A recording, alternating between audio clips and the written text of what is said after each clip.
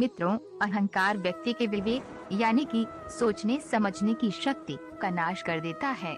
जब यह अहंकार भगवान के भक्तों को घेरता है, तब भगवान स्वयं उनका अहंकार नष्ट करते हैं। मित्रों, ऐसी ही एक कहानी है जिसमें भगवान श्री कृष्ण ने हनुमान जी की सहायता से सत्यभामा, सुदर्शन चक्र और गरुड़ का घमंड तोड़ा था। आइए जानते हैं इसके पीछे की कहानी। नमस्कार और स्वागत है मित्रों आप सभी का द स्पिरिचुअल रेल्म पर। एक समय की बात है जब भगवान श्री कृष्ण ने अपनी पत्नी सत्यभामा को स्वर्ग से पारिजात वृक्ष लाकर दिया था। तब सत्यभामा को इस बात का अभिमान हो गया था कि वह सबसे अधिक सुंदर है और भगवान श्री कृष्ण की अति प्रिय रानी है। इसी प्रकार सुदर्शन चक्र ने जब इंद्र की वज्र को निष्क्रिय कर दिया, तब से उसे भी यह अभिमान हो गया था कि भगवान के पास जब युद्ध में कोई उपाय नहीं बचता है तो वह उसकी ही मदद लेते हैं। इसी तरह भगवान का वाहन गरुड़ भी ये समझने लगा कि भगवान मेरे बिना कहीं जा ही नहीं सकते, क्योंकि मेरी गति का कोई भी मुकाबला ही नहीं कर सकता। भगवान श्री कृष्ण जानते थे कि उनके इन तीनों भक्तों को अहंकार हो गया है और इनका अहंकार नष्ट करने का समय आ गया है। तभी भगवान श्री कृष्ण ने लीला रची, हनुमान जी का स्मरण किया। भगवान श्री कृष्ण के स्मरण करते ही हनुमान जी जान गए थे कि उन्हें किस कार्य के लिए स्मरण किया है। फिर भगवान श्री कृष्ण ने गरुड़ से कहा, है गरुड़, तुम हनुमान जी के पास जाकर ये कहना कि भगवान श्री राम ने उन्हें द्वारिका बुलाया है और हो सके तो तुम उन्हें अपने साथ ही लेकर आना। भगवान श्री कृष्ण की आज्ञा पाकर गरुड़ जी हनुमान जी को बुलाने चल पड़े।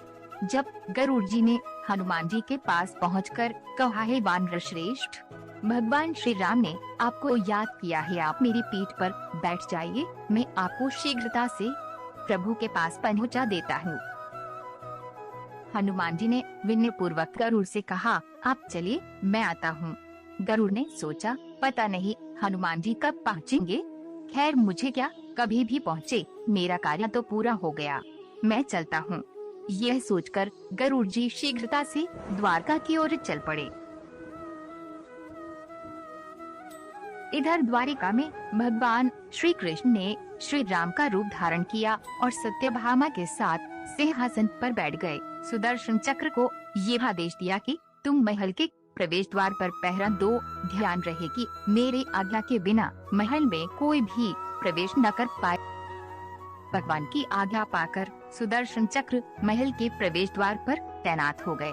तभी हनुमान जी द्वार पर पहुंच गए थे। सुदर्शन चक्र ने हनुमान जी को रोकते हुए ये कहा कि आप बिना आज्ञा के अंदर नहीं जा सकते। हनुमान जी सुदर्शन चक्र को मुंह में रखकर शीघ्रता से अपने प्रभु से मिलने चले गए। हनुमान जी ने अंदर जाकर सिंहासन पर बैठे प्रभु श्री राम को प्रणाम किया और कहा, प्रभु आने में देर तो नहीं हुई। साथ ही कहा, प्रभु माता सीता कहाँ है? आपके पास उनके स्थान पर आज ये कौन दासी बैठी है? सत्यभामा ने ये बात सुनी तो वह बहुत ही लज्जित हो गई और इसी तरह उनका सारा घमंड चूर हो गया। तभी थके हुए गरुड़ देव भी वहां आ पहुँचे थे। जब गरुड़ जी ने वह हनुमान जी को देखा तो वे चकित रह गए कि मेरी गति से भी तेज गति से हनुमान जी यहाँ कैसे पहुँच गए। इस प्रकार गरुड़ जी का भी अहंकार चूर चूर हो गया। तभी श्री राम ने हनुमान जी से यह पूछा कि हे पवन पुत्र, तुम बिना आज्ञा के महल में कैसे प्रवेश कर गए? क्या तुम्हें किसी ने प्रवेश द्वार पर रोका नहीं था? हनुमान जी ने कहा, मुझे क्षमा करें प्रभु, मैंने सोचा आपके दर्शनों में विलम्ब होगा, इसलिए इस चक्र से उलझा नहीं, उसे मैंने अपने मुंह में दबा लिया था। ये कहकर हनुमान जी ने अपने मुंह से सुदर्शन चक्र को निकालकर प्रभु के चरणों में रख दिया।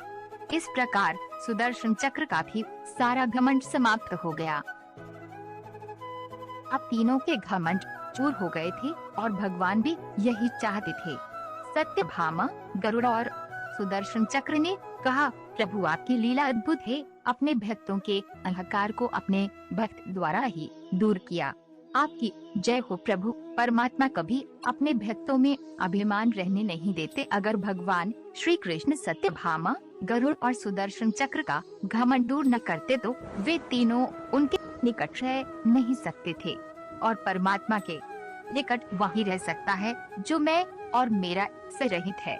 हनुमान जी प्रभु श्री राम के इतने निकट इसीलिए रह पाए क्योंकि न तो प्रभु श्री राम में अभिमान था, न उनके भक्त हनुमान में। न ही कभी भगवान श्री राम ने कहा कि मैंने किया है, और न ही हनुमान जी ने कहा कि ये मैंने किया। इसलिए दोनों एक हो, न अलग थे न अलग रहे। इसीलिए मित्रों, भगवान श्री राम से जुड़े व्यक्ति में कभी अभिमान हो ही नहीं सकता। इस कहानी से हमने क्या सीखा? मित्रों, आमतौर पर हर किसी को अपने ऊपर अभिमान हो जाता है। ये अहंकार ही इंसान और भगवान से मिलन में सबसे बड़ी बाधा है। इसीलिए मंदिर में सदैव सिर झुकाकर आने का नियम बनाया गया है, ताकि हम अपने अहंकार को जान सके। क्योंकि भक्ति मार्ग का सबसे पहला कदम है अहम और अभिमान रहित जीवन। हमें आशा है आप सभी को हमारी ये कहानी अच्छी लगी होगी। ही कहानी के बारे में जानने के लिए हमारे साथ जुड़े रहे। वीडियो को लाइक करें, चैनल को सब्सक्राइब करें और हाँ, बेल आइकन को प्रेस करना ना भूलें। आज के लिए बस इतना ही। फिर मिलेंगे एक नए वीडियो में। तब तक के लिए धन्यवाद।